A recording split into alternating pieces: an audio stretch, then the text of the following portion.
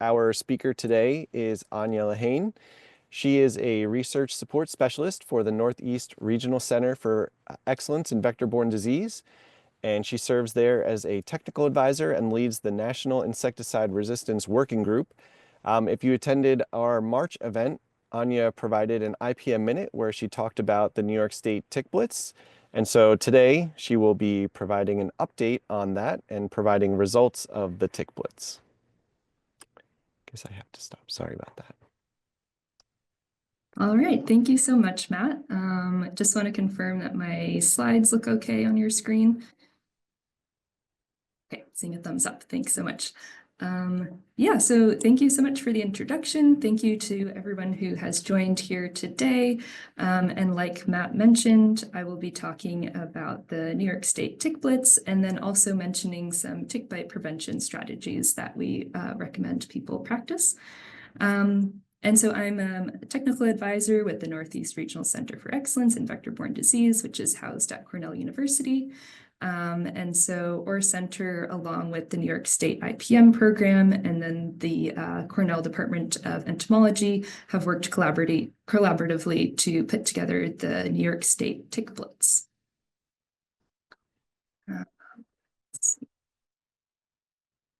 So you might be wondering, what is a Tick Blitz? And essentially, it's a community-based science opportunity, somewhat similar to a BioBlitz, if folks are familiar with that. In a BioBlitz, citizens go out into their area and their neighborhood and collect any animals or plants that they see. But for the Tick Blitz, we're specifically looking for ticks and certain species of ticks just in New York State. And it's a really great opportunity to get community members outdoors. It's also a nice opportunity for us to educate the public about ticks and about potential diseases that ticks can spread, and also provide information about bite prevention. It's also a really great, quick, and efficient way to collect ticks across a large area, such as New York State, because the people in our lab, we don't really have the manpower to do all of the collections that we would like to. So it's really amazing to have volunteers help us out with these collections. Oops, sorry. In terms of what ticks are common in our state and our region, a lot of you are probably familiar with the black-legged tick. It's also known as the deer tick, and this tick is known to spread Lyme disease. It's also known to spread babesiosis, anaplasmosis, and powassan. Another common tick that we have in our area and our state is the American dog tick, and this can spread Rocky Mountain spotted fever. So these are two fairly common ticks in our area. But in terms of the focus of the New York State Tick Blitz, the black-legged tick, which I mentioned earlier, the New York State Health Department has a really fantastic surveillance program specifically for the black-legged tick. And they do collections every year all throughout the state. So we have a really great understanding of where the black-legged tick exists throughout the state. But this isn't the case for the Asian longhorn tick or the Lone Star tick. So the Asian longhorn tick is an invasive species to the state. It was first discovered in the US in 2017 in New Jersey, and it's since spread to 18 other states, including New York. And we don't have a great understanding of where it is in New York State, so that's a species that we were really interested in focusing on for the Tick Blitz. And then in addition to that, we were also targeting the Lone Star tick. So this has historically been present in southern New York, but is kind of current day really isolated to the Long Island region. And so again, we just kind of wanted to track over time to see if that tick was expanding northward throughout the state. So in terms of why do these ticks matter, the Lone Star tick can spread a fair number of pathogens to humans, and that includes human ehrlichiosis, Rocky Mountain spotted fever, tularemia, and then two different viruses, Bourbon and Heartland. And it can also cause alpha-gal syndrome. Some of you may be familiar with this. It's when some folks develop an allergy to red meat after they've had a bite from a Lone Star tick. So we've definitely kind of been hearing more about this in the news recently. And then in terms of the Asian longhorned tick, it does cause disease in cattle, but at least currently in the US, it's not known to transmit disease to humans. It is known to bite pets in addition to agricultural animals. So it's really kind of a nuisance pest, as well as definitely a concern for folks in agriculture.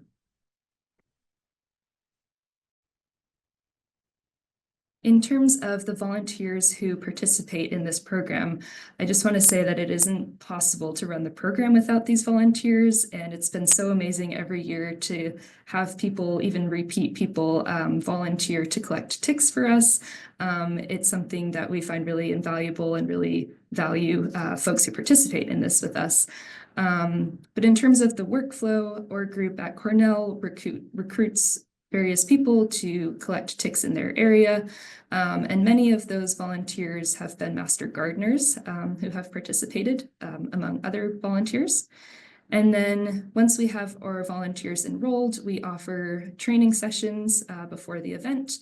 And we also provide all of the collection supplies that are needed to successfully collect ticks. We also provide education on tick bite prevention. And then once folks have had a chance to collect ticks, they mail their ticks back to us at Cornell, where we identify them. And then we send each volunteer an individual report about which species they collected and where. So this is just a graphic to show you what supplies we share with our volunteers. And so sort of towards the center, the white square of fabric is corduroy cloth that gets strung onto a pole that gets dragged onto the ground. And we call this a tick drag. And that's how we collect ticks. So we provide that. We also provide vials and tweezers and bags to contain any ticks that are collected. We also ask volunteers to record information on a data sheet, so we provide those. And then we also provide personal protection measures. So we include a can of insect repellent, as well as long white socks that we recommend people tuck their pants into, as well as information on tick identification. And then in our training sessions, we also talk with volunteers about what are some good habitats to sample ticks in. And this is kind of keeping in mind that we have two target species.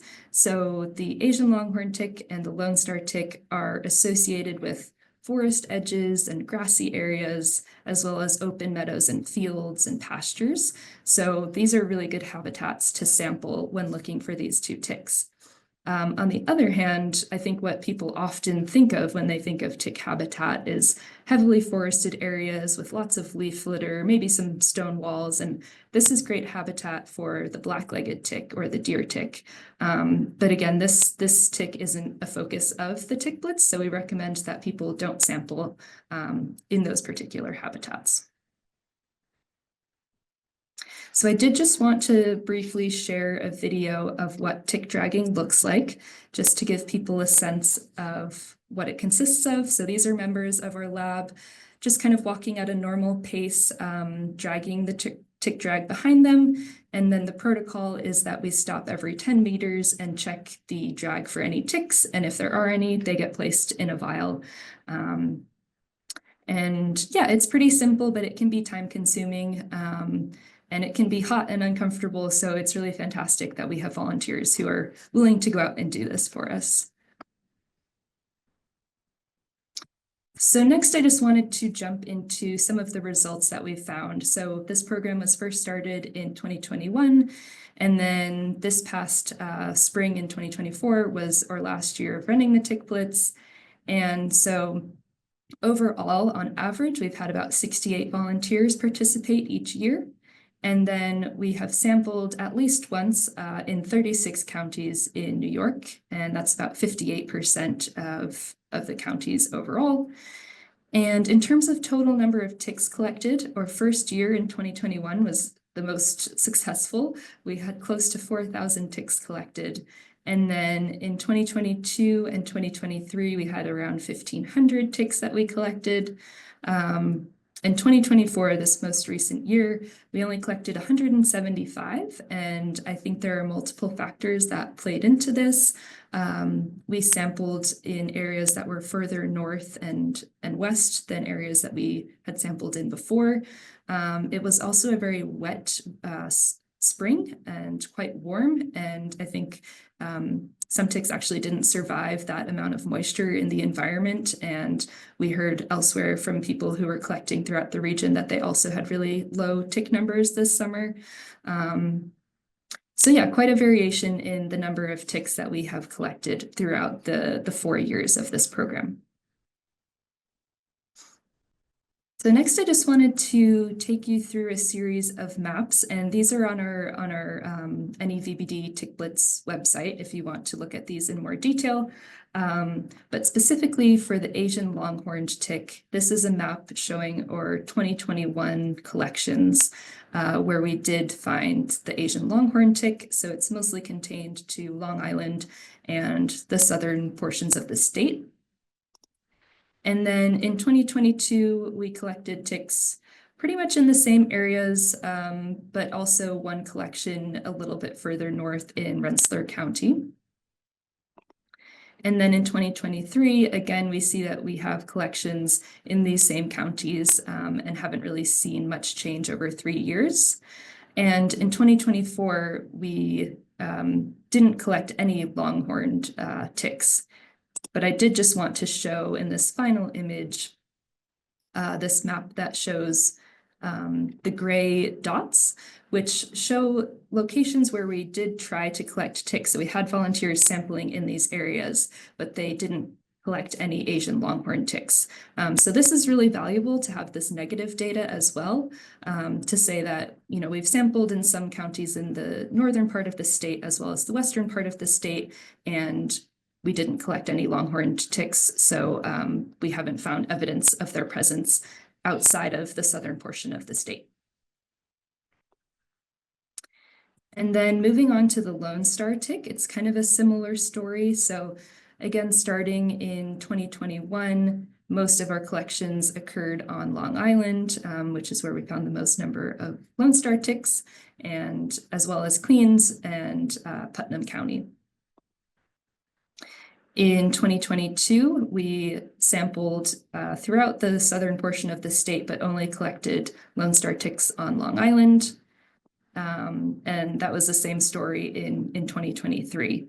And again, in 2024, we didn't collect any Lone Star ticks, but that's because, I think mainly because we didn't sample in the southern portion of the state. We wanted to kind of get more points on our map and sample in western and northern New York to get a sense of, does this tick survive that far north? And so again, we have a lot of negative data for counties where we tried to collect for the Lone Star tick, but didn't find any evidence of the tick. And then we also did some pathogen testing. So far, we only have results for the ticks that were collected in 2021, but we are in the process of testing the remainder of the ticks from all the other years. But just kind of to briefly summarize this, more than half of the black-legged ticks were infected with Borrelia burgdorferi, which is the causative agent of Lyme disease. And then for the Lone Star ticks, one tested positive for Ehrlichia. And then the Asian longhorn tick, none tested positive, but they were tested for a disease that affects cattle. And then in terms of the Babesia, about 20% of the black-legged ticks were positive, and about 13% were positive for Anaplasma. So our main takeaways here from these 4 years of data is really that the Asian longhorn tick and the Lone Star tick are definitely present in the southern portions of our state, but we didn't collect any samples of either of these ticks in the western or northern regions of New York State. And then over the 4 years, we did not observe any significant changes in the geographic distribution of either tick in the state. And again, just to reiterate, over 50% of the black-legged ticks were infected with Borrelia burgdorferi, which causes Lyme disease. So this really shows that we definitely need to be careful when we're outside in tick habitat and practice tick bite prevention strategies to avoid getting tick-borne disease. So with that, I just wanted to segue into some points about tick bite prevention, especially for folks who like to spend time outdoors.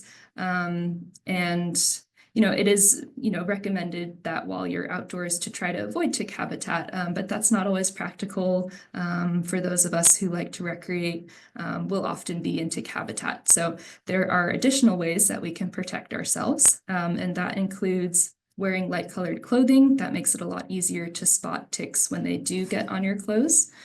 We also recommend that people wear long pants and long sleeves and tuck their pant legs into their socks. And this is all just to prevent the ticks from having access to your skin, to prevent them from biting you. And then we also recommend that people use an EPA-registered repellent when they're out in tick habitat. You could also wear permethrin-treated clothing. And then we highly recommend that anytime you come home from being out in tick habitat to perform a tick check. And ticks can be anywhere on your body, so just be thorough and check everywhere. And then another option that we like to recommend is once you have gotten home from being out in tick habitat, to place your clothes in the dryer on high heat for 20 minutes. And this is really effective at killing any ticks that might have, hitchhiked home on your clothing, because they're very sensitive to humidity levels. So in the dryer, it's very hot and warm and not humid. So the ticks won't be able to survive that. So that's a nice option to just throw your clothes right into the dryer right when you get home. And then I did just want to make a few notes on seasonal tick risk. Now that we're entering winter, I think sometimes there's this conception that we don't have to worry about ticks in the winter, and they actually can be active anytime that the temperature is above freezing, especially if the ground isn't frozen. So I think that's just an important point to keep in mind if we're out hiking in the winter and it's above freezing, that you could potentially encounter a tick. And then just a note about springtime. This is when the nymphal stage of adults the nymphal stage of ticks start to emerge.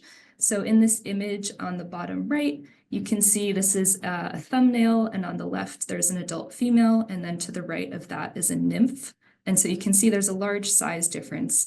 And so nymphs are a lot more difficult to spot on our bodies. A lot harder to see than adults, so they really present a higher risk in terms of being exposed to Lyme disease. So just like to make people aware of the fact that the nymphs are very active in the springtime, and to be very conscious of doing tick checks at that time.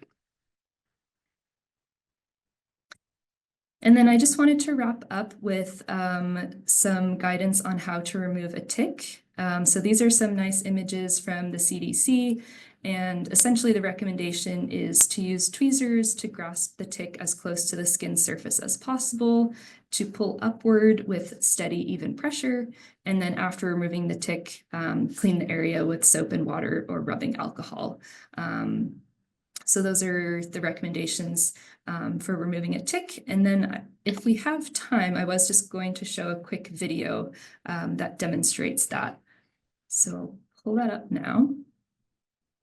Ticks are common in New York State, and they can carry disease. So it's important to check for ticks and know how to promptly remove a tick if you find one attached. First, you'll need a pair of fine-tipped tweezers, like these. They work much better than blunt-tipped tweezers or your fingers alone. You can do this yourself or ask a friend to help. Before you start, clean your tweezers with a little rubbing alcohol on a cotton ball. Now, grasp the tick where the mouth is attached, which isn't always easy to see, especially on ticks the size of poppy seeds. But if you gently lift the tick with your tweezers, you can see that it's attached like a hinge. That's how you can tell where the mouth is. Get as close to your skin as possible with your tweezers. Now, pull in a slow, steady upward motion away from the skin. Don't twist, jerk, or wiggle it out. Your skin will pull up as the tick detaches, just like when you pluck a hair. Afterward, clean the bite site with rubbing alcohol and a little antibacterial cream. If the mouth parts stay in the skin, you can either leave them alone or try to remove them with tweezers as you would a splinter.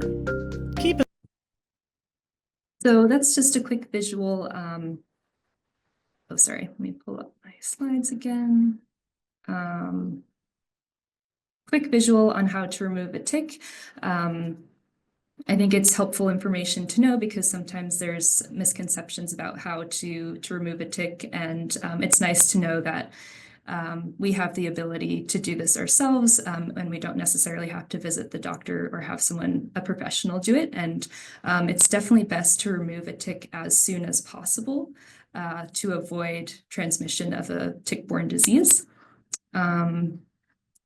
So yeah, that's kind of all that I had for today, but I did just want to wrap up by saying a big thank you to all of the volunteers who have participated over the 4 years in the Tick Blitz. Some of you may be on this call today, and this project wouldn't have been possible without the volunteer participation that we had. So all of us here at Cornell are very thankful for that participation. And if there's time, I'm happy to take any questions. Great, thank you, Anya. Yes, we did get some questions. So the first one that came in specifically about the Tick Blitz was, how was it decided what counties to try and collect from? Yeah, so I think when we did the first iteration in 2021, we've been working kind of in all the years with limited resources. So unfortunately, we can't offer the program in every county every year.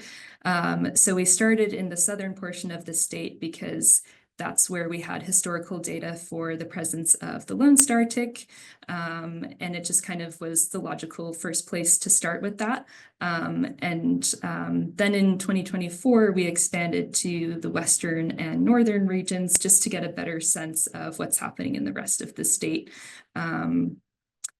So yeah. Great, and then we'll just do one more question before we transition to our IPM minute. So somebody was curious about what you recommend to do with ticks after they've been removed. Yeah, so it's kind of up to you. I've heard some people flush them down the toilet if they just want to get rid of them. I actually keep like a little bottle of alcohol at home. And so I have a dog and I'll often find them on my dog and I'll just take them off the dog and plop them into alcohol, and that kills them almost immediately. You could also wash them down the sink. We don't recommend that you burn them or do anything like that. So I would say just like flushing them down the pipes or putting them in a bottle of alcohol or ethanol or whatever you have on hand. Great. One thing that we also recommend too is if you think it's been attached for a while, that maybe you tape it to an index card, record the date that you collected it so that you have a record of that if you need to show a medical provider that you had a tick bite. If you have some symptoms, you have some evidence. So excellent. Well, thank you, Anya. There's some other questions in the chat. Hopefully you'll have some time to respond. Otherwise, we will answer those questions when we post the YouTube video. It seems like there are some people that might be interested in volunteering in the future. So thank you again, Anya. We'll transition now to our IPM minute. And the topic for today is about don't spray for these fall pests. And I will actually be providing this presentation as it's a topic that is something I answer a lot of questions about regarding fall overwintering pests. So especially recently when we've had these sort of cold snaps and then the weather has warmed back up, you might have observed some occasional or overwintering pests in your home. This is a group of insects that come indoors for shelter, and I show this picture because one of the common experiences that people have is they'll be sitting around watching TV at night in an otherwise dark room, and you'll see zipping, an insect fly and hit the TV or the lamps nearby. Worst case scenario, you're lying in bed. Your only source of light in that room is your cell phone before you go to bed, and insects are flying towards your face. During the daytime, you might see these same insects flying towards natural light sources. So you'll see this stink bug at a window or other flies or insects gravitating towards natural light. So who are they? These are overwintering pests. They're an assortment of unrelated organisms. They are bugs that we see here on the left, the brown marmorated stink bug, western conifer seed bug, box elder bug. There's a beetle, the multicolored Asian ladybird beetles. There's cluster flies and some other organisms that are not shown here. And why are they annoying? Why are they coming into our homes? Well, we'll talk briefly about their biology. They spend most of their life outdoors, but when it starts to get cold, when the number of daylight hours start to decrease, they look for protected overwintering sites where they can live indoors and be safe against the elements. So they typically come in the fall and then try to leave by the spring. Because their migration indoors is triggered by some environmental cue, whether it's the cold temperature or the decreasing daylight, they often invade in large numbers, which can be alarming to people. And then they are mostly inactive during the winter times, except when it gets warm. So for many of us, the past couple days have been extremely warm, and you might have observed some pest activity in your homes related to these overwintering critters. What they are not doing is they're not making a hive. They don't build a nest indoors, so there's no central region where they're all coming from and leaving from. They don't rear offspring inside, and they don't actually create their own openings to get inside. And why this is important is that it can translate to them being sort of randomly dispersed within your home or whatever structure you're worried about them getting inside. And so using an insecticide spray is not an effective technique because they're dispersed. There's not one location to provide an effective targeted treatment. There are some things that you can do to actively manage them. So if you do see a cluster somewhere, instead of using a can of spray, you can grab that shop vacuum and suck up a bunch of them and dispose of that outdoors in a sealed container. This time of year in the early part of fall, if you're seeing critters on the outside of your home, you can use a vial or some other kind of container with water in it. The stink bugs in particular will drop right in. You can then cover that and let them fester or throw it into the freezer to let them freeze in that water and then they die. There are some passive traps, so especially if you're dealing with brown marmorated stink bugs, this type of trap has been shown to be effective. You can scan this QR code, but we'll also put in the chat a link to this trap design. It provides details on the setup and what's inside the dish there. And the insects are attracted to the light, they get nearby, they fall into the dish, and then they drown. So that's something that you could set up overnight so that you can capture these critters while you're sleeping. You can also purchase any type of light trap, which will intercept them as well. And then an important consideration is that if you are experiencing overwintering pests, the reason that they're there is there's some entryway from outdoors to inside. And often it's associated with your windows or maybe even your doors, where the seal somewhere around your window casing is not tight and they're able to get into that casing and then find their way in through there. A common entry point is what's known as the window weep hole. This is a structure that allows water to escape the window frame so that it doesn't build up and cause rot. But if it's not sealed, the cover's been lost or broken, then insects can crawl in. And also torn screens. So you can see in this picture that there's a bunch of brown marmorated stink bugs that were inside that area. Either they got in through the torn screen or they were trying to get out. Some solutions for this is purchasing the covers that will fit back into that slot, or using something like a fill fabric that's metal mesh fibers that will allow water to come out but prevent insects from getting in. For additional information, we have a great section on our website that's available right now that is fall pests. It includes information on the brown marmorated stink bug, box elder bugs, cluster flies, etc. You can click on any of those pests and learn more about each of those individual organisms. So with that, we are at the end of our time. We will definitely take a look at the chat to see if there's any questions that we didn't get a chance to answer. But we do thank you for your attendance today, and we hope to see you at our next and final First Friday of 2024. And we will also be announcing our 2025 First Friday schedule. So thank you very much, everybody, for your attendance, and have a great weekend.